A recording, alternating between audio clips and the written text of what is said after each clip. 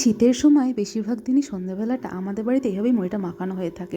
ওই জন্য আজকেও দেখো এখানে আমি কুচিয়ে নিয়েছি শসা, গাজর, টমেটো আর পেঁয়াজ, আর দিয়েছি একটু কাঁচা লঙ্কা। অন্যান্য দিনে আমার বিহানের জন্য কাঁচা লঙ্কাটা দিতে পারি না, যেহেতু ও খায় বলে, কিন্তু ও না মুড়িটা খায় না, শুধু শুধু নষ্ট করে। তো ওই জন্য আজকে একটু কাঁচা লঙ্কা দিলাম, যেহেতু আমরা একটু ঝাল ঝাল যাতে মুড়িটা খেতে পারি। আর হাতে দিয়েছি বাদাম আর একটু চানাচুর। এবার ওর সঙ্গে দেবো একটু বিট নুন, কারণ শসা, টমেটো, পেঁয়াজ এগুলোর সঙ্গে একটু বিট নুন না দিলে না হয় না।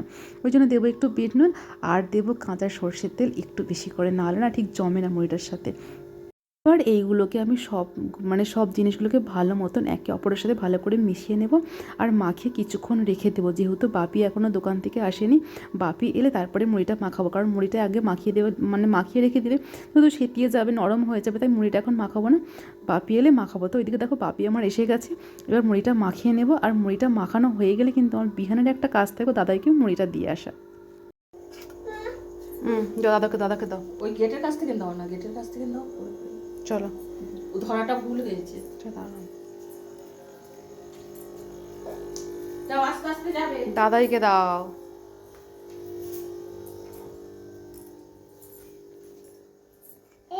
দিয়ে তোমার মুড়ি নেই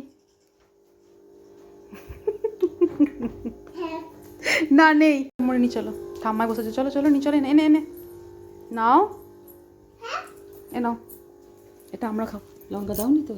হ্যাঁ দিয়েছি, মা দেখে খাবো। তাহলে ও খাবে কি করে? ওকে একটা ছোট্ট বাটি খেতে দাও। ও তুমি বাটি করে তুলে দেবো আলাদা? দেখে না না, এইটা থেকে দেখে তুলে দাও।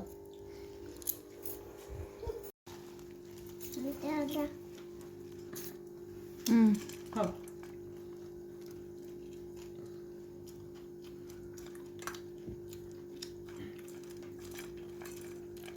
নাও খাও। খাও। তোমার ভালো হয় না? একটুকু ঝাল নেই, একদম বাজে কথা বলবে না। খাও খাও। কোথায় ঝাল?